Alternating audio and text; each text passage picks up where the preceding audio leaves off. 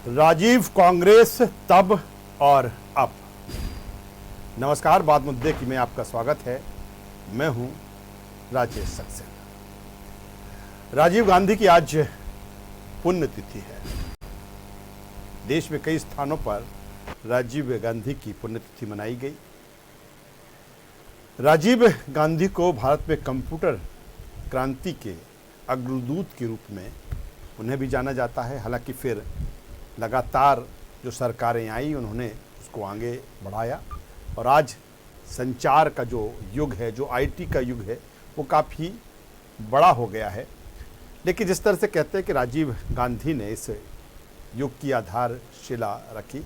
सबसे कम उम्र में वो देश के प्रधानमंत्री बने। इसके साथ ही बात की जाए तो पंचायती राज व्यवस्था का श्रेय भी राजीव गांधी को जाता है। राजीव गांधी को लेकर जिस तरह से अगर हम कांग्रेस की बात करें तो कहीं ना कहीं इंदिरा गांधी के निधन के बाद उन्होंने जिस तरह से बागडोर संभाली कांग्रेस की और उसको आगे बढ़ाने का काम किया, तमाम सारे प्रयास उनके आज भी याद किए जाते हैं। क्योंकि लोकतंत्र में, प्रजातंत्र में ये खूबी है कि आज़ादी से लेकर अभी तक जो भी सरकारें रही हों, जो भी प्रधानमंत्री रहे हों, सबका योगदान देश के विकास में है, देश के उत्थान में है। लेकिन कांग्रेस के लिहाज से देखा जाए तो जिस तरह से जब राजीव गांधी के हाथ में कांग्रेस की बागडोर थी और जिस तरह से उनके शासनकाल का जो समय रहा, कांग्रेस मजबूत रही। लेकिन शनय शनय जिस तरह से कांग्रेस में गिरावट देखी गई, जिस तरह से ये कहा जाता रहा कि कांग्रेस समय के साथ जिस तरह से कांग्रेस में जो बदलाव होना चाहिए वो नहीं हुए, तमाम सारी चीज़ें रही हैं। संगठनात्मक स्तर की बात करें या फिर अन्य हम स्थिति परिस्थितियों की हम बात करें तो कांग्रेस क्या राजीव गांधी के बाद जो कांग्रेस का विकास या कांग्रेस का जो एक आगे बढ़ने का सिलसिला था वो रुका। तमाम सारी इसकी वजह हो सकती हैं, तमाम तरह के इसके कारण हो सकते हैं। लेकिन आज राजीव गांधी की जिस तरह से पुण्यतिथि है और सभी उनको याद कर रहे हैं, ख़ास तौर पर जो कांग्रेस शासित राज्य हैं, हम उनकी बात करें। ज्योतिरादित्य सिंधिया ने भी ट्वीट के ज़रिए उन्हें याद किया। लंबा वक्त उनका कांग्रेस में रहा। ये भी सही है कि अगर राजीव गांधी के खाते में तमाम सारी चीज़ें हैं तो कई आरोप भी उन पर लगे। बोफोर्स उसमें एक था। आज इसी पर राजीव गांधी को लेकर, कांग्रेस को लेकर बातचीत करेंगे, चर्चा करेंगे और जिस तरह से आज उनकी पुण्यतिथि है, किस रूप में तो देश में उनका योगदान रहा है। जिस तरह से मैंने कहा कि आज़ादी से लेकर जो भी सरकारें रही हैं, सभी का योगदान इस देश के विकास में रहा है। और राजीव गांधी के लिए जिस तरह से कहा जाता है कि आईटी संचार को लेकर उनके जो प्रयास रहे हैं या फिर पंचायती राज्य व्यवस्था को लेकर जो सारी चीज़ें रही हैं, आज इसी मुद्दे पर हम बातचीत करेंगे, चर्चा करेंगे। हमारे साथ बीजेपी प्रवक्ता नेता ब्रजगोपाल लोहिया जी हमसे जुड़ रहे हैं। लोहिया जी, स्वागत करता हूं। हालांकि फिर मैं वही बात करूंगा कि एक प्रधानमंत्री के तौर पर राजीव गांधी, एक प्रधानमंत्री रहते हुए किस तरह से उन्होंने, जिस तरह से चाहे आईटी की हम बात करें या हम पंचायती राज व्यवस्था की हम बात करें, क्योंकि लोकतंत्र प्रजातंत्र में यही है कि कोई भी सरकारें रही हो, कोई भी प्रधानमंत्री रहे हों, सभी का यही प्रयास, सभी का योगदान कि कैसे इसमें आगे बढ़ा जाए, कैसे विकास किया जाए। हमारे साथ में राकेश सिंह यादव जी हमसे जुड़ चुके हैं, कांग्रेस प्रवक्ता नेता। राकेश जी, स्वागत करता हूं। और सबसे पहले मैं आपके पास ही आता हूं। मैं आज राजीव गांधी की पुण्यतिथि है और हमारा जिस तरह से आज हमने विषय चुना है कि कांग्रेस की भी कहीं ना कहीं इस पर बात होगी, लेकिन राजीव गांधी की चूंकि पुण्यतिथि है, हम आपसे जानना चाहेंगे उस प्रधानमंत्री के बारे में। देखिए, राजीव जी इस देश के ऐसे प्रधानमंत्री थे जिन्होंने इस देश को 21वीं सदी में ले जाने का एक ऐसा स्वप्न देखा था जो कोई भी प्रधानमंत्री देश के इतिहास में आज तक नहीं देख पाया, ना ही उसको पूर्ण कर पाया। युवाओं को साथ लिया, मताधिकार का जो अधिकार उन्होंने दिया मतदान का 18 वर्ष के युवाओं को, वो राजीव जी की देन थी। पंचायती राज, जो गांव-गांव तक पंचायत में वहां के स्थानीय लोगों की सहभागिता शामिल हुई, पंच सरपंचों के चुनाव हुए, और वो एक पंचायती राज की परिकल्पना जो एक ऐसे हिंदुस्तान की परिकल्पना थी जहां गांव का व्यक्ति स्वयं भी अपना विकास की योजना बना सकता है पंचायत के माध्यम से, और वहां विकास कर सकता है।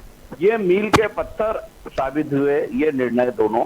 और इसके बाद जिसको कंप्यूटर क्रांति बोलते हैं, इस देश में कंप्यूटर क्रांति का युग जो शुरुआत हुई है, वो राजीव जी के समय से उस क्रांति की शुरुआत हुई है।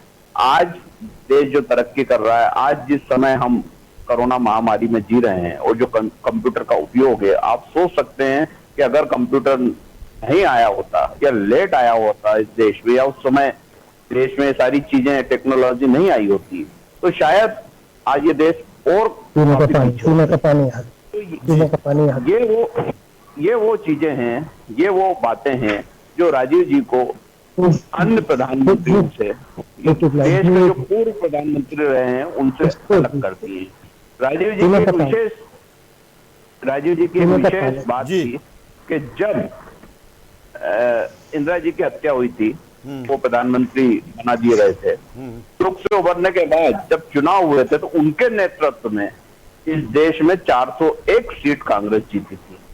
एक ऐसा बहुमत जो आज तक किसी भी पार्टी को नहीं मिला है और ना ही शायद कभी मिल पाएगा, क्योंकि वो एक सोची समझी, साफ दृष्टि, साफ नियत, साफ योजनाएं और 21वीं सदी का प्लान।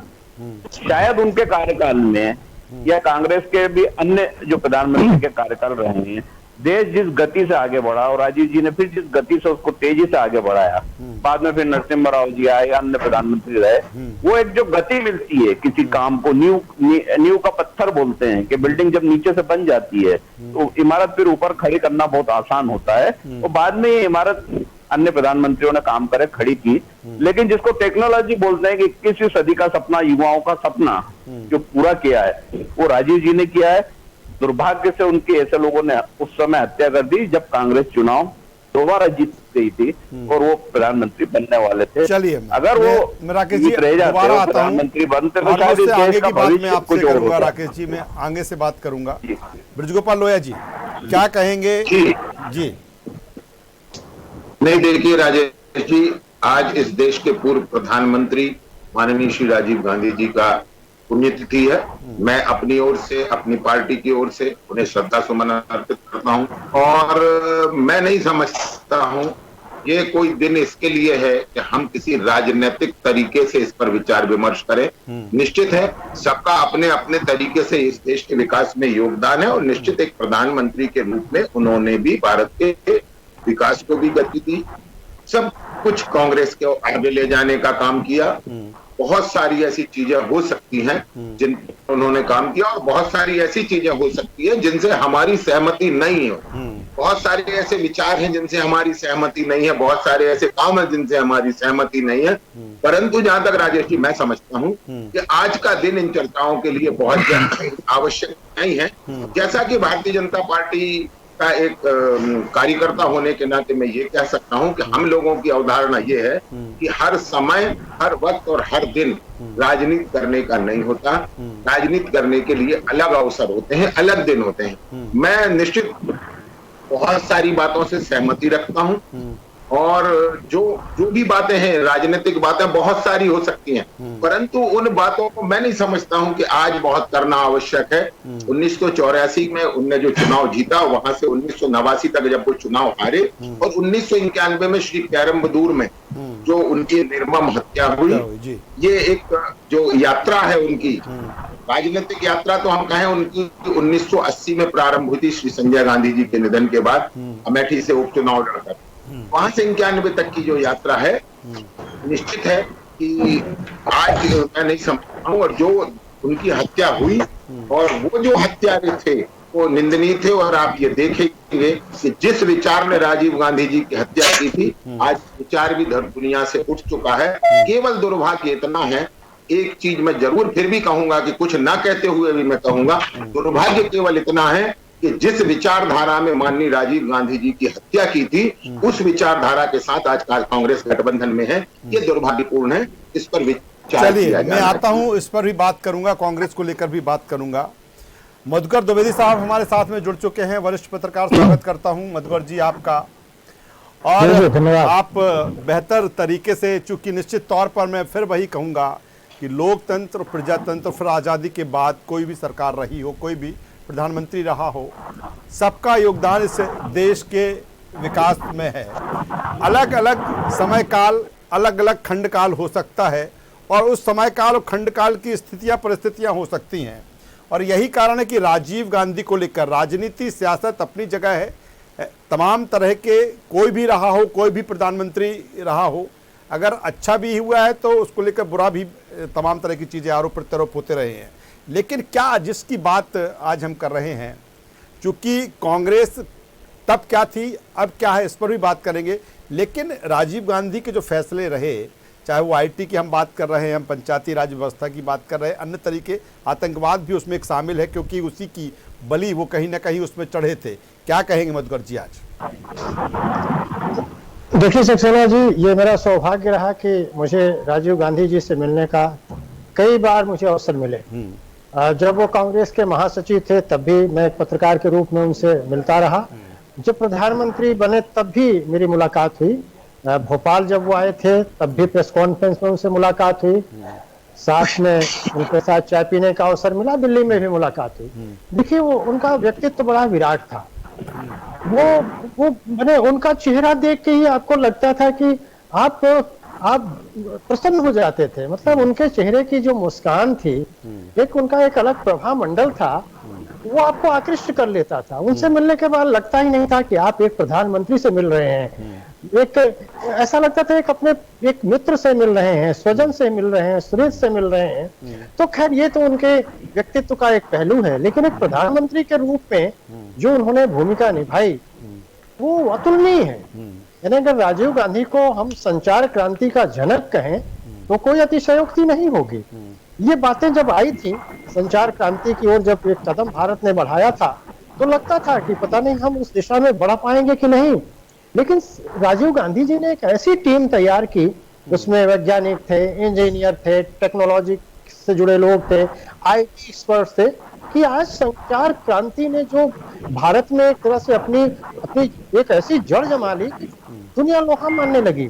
उसके जनक, उसके एक तरह से कहिए उद्घाटनकर्ता राजीव गांधी थे। आप पंचायती राज को ले लीजिए। पंचायती राज विधेयक में जब संशोधन की बात आई थी तो राजीव गांधी ने बहुत दृढ़ता के साथ कहा था कि नहीं, हम दिल्ली का पैसा गांव में भेजेंगे, और ये सफल किया उन्होंने। उसमें संशोधन हुआ और आज तक और भी सरकारें आई, कांग्रेस की सरकार रही, भाजपा की सरकार रही, लेकिन राजीव गांधी जी के उस संशोधन पर किसी ने भी उंगली नहीं उठाई। तो राजीव गांधी एक तरह से दूरदृष्टि दृष्टिकोण था उनका आम आदमी के प्रति, गरीबों के प्रति। वो देखिए, आपको याद होगा कि वो गांव-गांव जाने लगे थे, तमाम प्रोटोकॉल तोड़ करके वो गांव के लोगों से मिलते थे, गरीब गुरबा की झोपड़ी में जाते थे। तो उनके अंदर वो एक ऐसे भारत का सपना देखते थे जिसमें ऐसा भारत बने कि गरीब की झोपड़ी तक विकास की रोशनी फैली। तो उनका विजन बड़ा व्यापक था और आज ये इस दुनिया में नहीं है। स्वाभाविक तौर से जब इस दुनिया में कोई व्यक्ति नहीं होता तो हम उसके प्रति एक सदाशयता का भाव रखते हुए उसके व्यक्तित्व पर चर्चा करते हैं, अच्छी बातें करते हैं। जैसा अभी लोया जी ने कहा कि आज का दिन बिल्कुल राजनीति का करने का नहीं है, राजनीतिक बातों का भी नहीं है, क्योंकि आज हम एक ऐसे महामानव को याद कर रहे हैं जो प्रधानमंत्री के बतौर बड़ा यशस्वी जीवन जिया उन्होंने, लेकिन दुर्भाग्य रहा कि वो क्रूर काल के हाथों में गए। लेकिन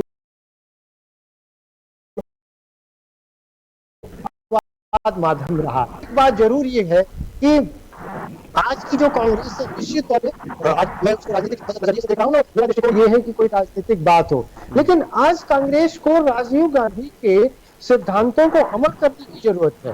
उनकी उन बातों को याद करने की जरूरत है जो राजीव गांधी की सोच में परिलक्षित होती थी, एक विशाल भारत बनाने, एक अग्रणी भारत बनाने को, एक ऐसा भारत बनाने को जो दुनिया का सिरमौर बने, विकास की ओर उनकी दृष्टि से। आज कांग्रेस को, आज जिस दौर में चलिए मैं मधुकर जी दोबारा आपके पास में आता हूं अब इसी सवाल के साथ। राकेश जी के पास में आता हूं। राकेश जी, क्या जिस तरह से राजीव गांधी की बात हो रही है और उस समय कांग्रेस की बात हो रही है, जो एक विचारधारा या फिर एक जो कांग्रेस की मजबूती रही है, शनय शनय जिस तरह से कांग्रेस का ग्राफ गिरा और आज देखें देश में क्या स्थिति कांग्रेस की है, क्या उसको मेंटेन कांग्रेस नहीं कर पाई, उस संगठन को मजबूती प्रदान नहीं कर पाई और आज ये स्थिति कांग्रेस की? देखिए, राजनीति में बहुत सारी परिस्थिति समय के अनुसार बदलती रहती है, व्यक्ति के अनुसार बदलती रहती है। अभी मेरे भाजपा के मित्र कांग्रेस पे आक्षेप लगा रहे थे कि आपने विचारधारा से समझौता किया। कश्मीर में महबूबा मुफ्ती के साथ बीजेपी ने क्या किया? अजहर मसूद जो आतंकवादी था उसका क्या हुआ? वो किसके शासन में पाकिस्तान उसको छोड़ के आए थे, कौन लोग इन्वॉल्व थे? तो ये सब चीजें समय अनुसार बदलती हैं। भाजपा ने कश्मीर में उन लोगों के साथ सरकार बनाई जिनका वो पुरजोर विरोध करते थे, फिर विचारधारा परिवर्तित हो गई सत्ता में आने पे, फिर कोई भारत माता की जय नहीं हुआ, कोई आरएसएस की पद्धति लागू नहीं हुई, सरकार बना दी गई, मौका आया सरकार गिरा दी गई। तो ये विचारधारा से समझौता कांग्रेस नहीं करती है। आप जिनकी बात कर रहे हैं डीएमके की, वो सीधे आतंकवादी गतिविधियों में शामिल नहीं थे। राजीव जी की हत्या एक आतंकवादी हत्या थी, उसमें जो लोग गिरफ्तार हुए थे वो कोई डीएमके के सदस्य नहीं थे। ये आरोप लगाए जाते हैं लेकिन वो आरोप कहीं सिद्ध नहीं हुआ। अगर सिद्ध होते तो आज सलाखों के पीछे होते, पहली बात। दूसरी बात, राजनीतिक बात आज करने का विषय नहीं है, क्योंकि राजनीतिक बात मेरे मित्र ने बोली इसलिए मैंने इसका जवाब दिया। राजीव जी की जो योजनाएं थी, जो भारत के प्रति सोच थी, वो कांग्रेस आज भी लगातार बढ़ा रही है। कांग्रेस इस मामले में कभी कोई समझौता नहीं करती है। लेकिन कुछ सालों से, कुछ क्या बोले 7 सालों से इस देश में एक हिंदू मुस्लिम के बीच जो खाई पैदा की गई, जो धार्मिक वातावरण का दुरुपयोग किया गया और उससे देश ने जो स्थिरता प्राप्त की थी पिछले 70 सालों में, वो इन 7 सालों में कहां पहुंच गई ये बताने की आवश्यकता नहीं है। एक दौर आता है, हर देश में ऐसा दौर आता है कि जब ऐसी सत्ताएं आती हैं, लोग भ्रमित हो जाते हैं, लोग आपस में लड़ने लगते हैं और ऐसी शक्तियां हावी हो जाती है कि जिससे देश कमजोर होता है। अगर ये शक्तियां वाकई देश के हितकारी होती, तो क्या राकेश जी कांग्रेस भी क्या इसी वजह से कमजोर हुई है? क्योंकि आज कांग्रेस की जो स्थिति है समय के साथ कांग्रेस, मेरी बात तो पूरी कर लेने दीजिए, मेरी बात तो पूरी कर लेने दीजिए। कांग्रेस कहीं कमजोर नहीं हुई है, मैं वहीं आ रहा हूं आपसे। जब देश में इस तरह के भ्रम फैलाए जाते हैं, जब एक झूठ का इतना बड़ा पर्दा कैनवास सामने आ जाता है, वो कैनवास सामने आने के बाद जब अब लोगों के मन से, लोगों के दिलों से, जब घर घर लोग प्रभावित हो गए हैं हर चीज से, आर्थिक रूप से, बीमारियों से, और वहां उनको लगा कि अब कोई सरकार नहीं दिख रही है, अब कोई जो वादे हुए थे वो भी नहीं दिख रहे हैं, वो जो व्यवस्था है वो नहीं दिख रही। पूरे देश में हर परिवार कहीं ना कहीं प्रभावित हुआ, उसका रिश्तेदार हुआ, कोई ना कोई प्रभावित हुआ है कोरोना वाली महामारी से या आर्थिक रूप से।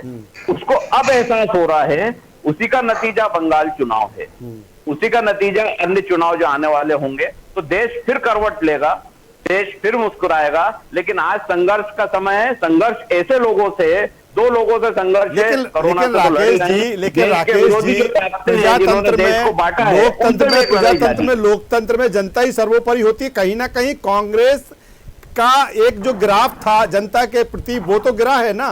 कांग्रेस अपना जो घर था बनाया हुआ था जनता के बीच में, उससे दूरी बनी है ना जनता की। तो यही तो कह रहा हूं कि कांग्रेस समय के साथ नहीं बदली। अगर ऐसा होता तो भारतीय जनता पार्टी की 2 सीटें थी, उनको तो खत्म ही हो जाना था समय के हिसाब से, पलट के ही नहीं आते। कैसा है जी, अब यही जनता लेके आई ना। तो लोकतंत्र में जनता देखती है, कुछ गलतियां कांग्रेस से हो सकता हुई होंगी, उसका खामियाजा भुगता, लेकिन आज जनता ये समझ रही है कि कांग्रेस ने ऐसी गलती नहीं करी थी जिससे उनका घर बार लूट जाए, उनके घर में मौत मंडराने लगे, वो बीमारियों से ग्रसित हो जाए और उनको कोई सहायता मेडिकल सहायता नहीं मिले। चलिए लोया साहब के पास में आऊंगा। लोया जी के पास में आता हूं। लोया जी जी, मुझे आवाज आ रही है आपकी? राकेश जी जिस तरह से कह रहे हैं, जो उन्हें तमाम तरह के सवाल उनके रहे हैं कि किस तरह से, हालांकि मैंने जिस तरह से बात की, कांग्रेस ठीक है, राजीव गांधी जिस समय थे तो उस समय कांग्रेस भी मजबूत थी, लेकिन सने सने जिस तरह से ग्राफ गिरा, लेकिन वो आरोप सीधे बीजेपी पर लगा रहे हैं। नहीं, देखिए, मैं जो नहीं कहना चाहता था वो मजबूरी में मुझे कहना पड़ता है। वो मैं बहुत विवशता के साथ कह रहा हूं। आज मुझे दुख हो रहा है जो अपनी बात पर कि मुझे ये नहीं कहना चाहिए, और मैंने ये विचार किया था राजेश जी कि मैं नहीं कहूंगा। किस तरह 404 सीटें जब 49.1% वोट शेयर के साथ कांग्रेस ने 1984 में जीती थी, किस तरह इस देश की पूर्व प्रधानमंत्री माननीय श्रीमती इंदिरा गांधी जी के अस्थि कलश पूरे देश में घुमाए गए थे, किस तरह जीती थी मुझे मालूम है। 1984 में इस देश की और दुनिया की सबसे बड़ी मॉब लिंचिंग हुई उनके माननीय राजीव जी के प्रधानमंत्री बनते ही। उसके बाद एक तुष्टीकरण हिंदुओं का किया गया कि राम जन्मभूमि के ताले खुलवाने का काम हुआ। दूसरा तुष्टीकरण मुसलमानों का हुआ जब शाहबानो प्रकरण में सुप्रीम कोर्ट के निर्णय को बदल दिया गया। देखिए, ये सब मैं नहीं कहना चाहता। बोफोर्स जैसा ऐसा मामला जिसमें हम नहीं आगे आए थे, आपके ही तत्कालीन वित्त मंत्री माननीय बीपी सिंह जी उसमें आगे आए थे। और देखिए, याद करिए कि यदि उनके समय आपको 414 सीटें मिली तो उसके बाद कभी भी कांग्रेस पार्टी उस स्थिति में नहीं आई है। यानी अलग दिखाई देता है कि गलतियां कहां हुई, किस स्तर पर हुई, किसके कालखंड में हुई। परंतु मैंने जैसा शुरू में आग्रह किया था, और ये जो बातें करते हैं, मुझे आज तक समझ में नहीं आया कि कांग्रेस किस बात का जश्न मनाती है। आज राजीव गांधी जी की पुण्यतिथि है, आप 0 पर है पश्चिम बंगाल में, उनकी आत्मा स्वर्ग में रोती होगी। जो राजीव गांधी जी के नेतृत्व में दिल्ली में 7 के 7 लोकसभा क्षेत्र आप जीते थे, आज वहां आप 0 हैं। राजीव जी की आत्मा रोती होगी, वहां विधानसभा का एक सदस्य भी आपके पास नहीं है। आप अपने दुर्भाग्य पर चिंतन करिए कि ये क्यों हुआ, क्या इसमें आपके नेतृत्व की गलतियां थी। हो सकता है, मैं नहीं कहता कि राकेश यादव जी की गलतियां हैं, परंतु नेतृत्व के निर्णय जो हैं वो कार्यकर्ता स्वीकार करता है और उसके कारण पार्टी की दुर्गति होती है। अपनी दुर्गति के कारणों को हम जब ही खोज सकते हैं जब हमारे मन में दंभ ना होगा, जब हमारे मन में आत्मचिंतन करने की स्थिति होगी। और मैं कांग्रेस पार्टी को सलाह देना चाहता हूं, राजीव गांधी जी को आपकी सबसे बड़ी श्रद्धांजलि यही होगी कि आप आत्मचिंतन करिए और ऐसे कामों से बचिए जैसा कमलनाथ जी कर रहे हैं कि भले ही कुछ भी हो, अपन को मालूम है कि सरकार करना सही है, परंतु अपना काम तो आग लगाना है। इन्हीं ने कांग्रेस पार्टी को नष्ट किया है। इनसे सरकार ईमानदारी से बनाई है, खरीद फरोख्त की सरकार है। आप समझ रहे हैं कांग्रेस को, आपके मुख्यमंत्री बिना चुने मुख्यमंत्री हैं, पैसे से खरीद के आप विधायक लाए हैं। राकेश जी, मैं फिर कह रहा हूँ, कमलनाथ जी जैसे ईमानदार तो बन जाइए अपने राजनीतिक जीवन में। क्या होता है, जी कांग्रेस पार्टी सलाह नहीं दे सकता किसी नेता को भारतीय जनता पार्टी के, जैसे आप सलाह दे रहे हैं। राजेश जी, चलिए मधुकर जी के पास में आऊंगा। मैंने दोनों हमारे सम्मानीय जो प्रवक्ता है राकेश जी की भी बात आई, ब्रजगोपाल लोया जी की बात आई, मधुकर जी के पास में आऊंगा। मैं मधुकर जी के पास में आता हूँ। लोया साहब, राकेश जी, राकेश जी, राकेश जी, राकेश जी, राकेश जी, राकेश जी, मधुकर जी के पास में आऊंगा। मधुकर साहब, मैं बात कर रहा हूं, मैं अब ये बात कर रहा हूं कि जो बिल्कुल राजीव गांधी का जो इस देश के लिए योगदान रहा है, आपने भी बिल्कुल बखूबी उसका जिक्र किया। लेकिन आज कांग्रेस जिस स्थिति में है, कहीं ना कहीं क्या उसको जिस तरह से राजीव गांधी के बनाए हुए प्लेटफॉर्म को आगे बढ़ाना था वो नहीं बढ़ाया गया, चाहे वो संगठनात्मक के स्तर पर हो, चाहे नेतृत्व के स्तर पर हो, और यही कारण है कि कांग्रेस की ये स्थिति है। सक्सेना जी, मैं आपकी पूरी बात सुन नहीं पाया, थोड़ा सा संक्षेप में सवाल को दोहरा देंगे। मधुकर जी, मेरा सवाल इसी बात को लेकर है कि मैं ये भी लगातार बात कर रहा हूं कि कांग्रेस, जब राजीव गांधी थे तब कांग्रेस क्या थी और आज कांग्रेस क्या है। क्या समय के साथ जो एक बदलाव कहीं ना कहीं कांग्रेस में होना चाहिए था, जो संगठनात्मक स्तर पर जो एक उसकी एक स्ट्रेटजी होना चाहिए था, उस तरफ ध्यान नहीं दिया गया। तमाम मसलों पर हमने देखा जिस तरह से सियासत राजनीति हुई है, और यही कारण है कि आज कांग्रेस का जो ग्राफ गिरा है, यही वजह उसकी है। देखिए सक्सेना जी, राजीव गांधी जी जिस समय राजनीति में आए थे उस समय इंदिरा जी जीवित थी जी, और एक तरह से कहिए इंदिरा जी उनकी राजनीतिक गुरु थी। उन्होंने राजनीति का काखा घा इंदिरा जी से, अपनी माँ से सीखा था। इंदिरा जी के अवसान के बाद उन्होंने प्रधानमंत्री का दायित्व संभाला और देखा होगा, पूरे देश ने देखा कि उस समय कैसी स्थितियां थी। राजीव गांधी जब आए तो ऐसा लगा कि एक नया सूर्योदय हुआ होगा कांग्रेस में, और वो हुआ। अनेक संघर्षों के तमाम संघर्ष हुए राजनीति कांग्रेस पार्टी के अंदर, विद इन पार्टी क्राइसिस आया, सब आया, लेकिन राजीव गांधी जी ने बहुत समझदारी के साथ एक उस कुनबे को जोड़ के रखा। उस समय भी आपको याद होगा कि इधर इंदिरा जी की चिता जल रही थी और उधर प्रधानमंत्री बनने की लाइन तो नहीं कह सकते, लेकिन एक तो अति महत्वाकांक्षी कांग्रेसी प्रधानमंत्री बनने के लिए आतुर थे। लेकिन देश ने राजीव गांधी को सम्मान दिया, प्रधानमंत्री के बतौर उनकी भूमिका को सराहा गया, इसमें कोई दो राय नहीं। मैं आज राकेश जी से भी और लोया जी से, दोनों से निवेदन करूंगा कि आज का दिन, बिल्कुल आज का अवसर, अभी 4 से 10 मिनट में ये वार्ता समाप्त हो जाएगी। अगर हम आज राजीव गांधी को श्रद्धांजलि देने तक ही अपनी बात रखते तो ज्यादा अच्छा होता, लेकिन राजनीतिक लोग हैं, राजनीति की बातें हो गई। खैर, राजीव गांधी को आज फिर से उसी रूप में देखने की जरूरत है कांग्रेसियों को, कांग्रेस के मित्रों को, जिस दौर में उन्होंने प्रधानमंत्री का दायित्व संभाला था और कांग्रेस को कैसे संगठित किया था। इसमें कोई दो राय नहीं, कांग्रेस माने या न माने, लेकिन आज कांग्रेस में जिस तरह की स्थिति है, आज राजीव गांधी को एक आदर्श कांग्रेस अध्यक्ष के रूप में याद करके कांग्रेसी अगर अपनी राजनीतिक भूमिका विद इन कांग्रेस पार्टी निभाए तो कांग्रेस आज जिस तरह से पराभव की ओर जा रही है, शायद कहीं न कहीं विराम लगेगा। लेकिन राजीव गांधी के उस सपने को भी ध्यान में रखना पड़ेगा जिसको उन्होंने कहा था, हम नया इंडिया बनाएंगे, नया भारत बनाएंगे। आज कांग्रेस के लोग क्या राजीव गांधी के उन मूल्यों पर चल रहे हैं जिन मूल्यों को लेकर के वो राजनीति में आए थे और एक महत्वाकांक्षा पाल के लाए थे। ईश्वर ने उनको जल्दी बुला लिया, लेकिन कांग्रेस में क्या हो रहा है किसी से छिपा नहीं। इसलिए मुझे लगता है कि इस समय कांग्रेस को राजीव गांधी के, इंदिरा गांधी के उन मूल्यों को आत्मसात करने की जरूरत है जो कांग्रेस के लिए संजीवनी बन सकता है। चलिए, काफी अहम बात मधुकर जी कह रहे हैं। और राजीव गांधी, कांग्रेस तब और अब, आज उनकी पुण्यतिथि।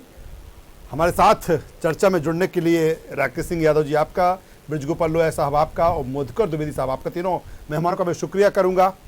और जिस तरह से कांग्रेस को लेकर राजीव गांधी का जो विजन, और फिर उस विजन के साथ कैसे आगे बढ़ा जाना चाहिए था, तमाम तरह के सवाल हैं, तमाम तरह की चीज़ें हैं। हमारी चर्चा में बस इतना ही। न्यूज़ वर्ल्ड पर खबरों का सिलसिला लगातार जारी है, बने रहिए हमारे साथ। नमस्कार।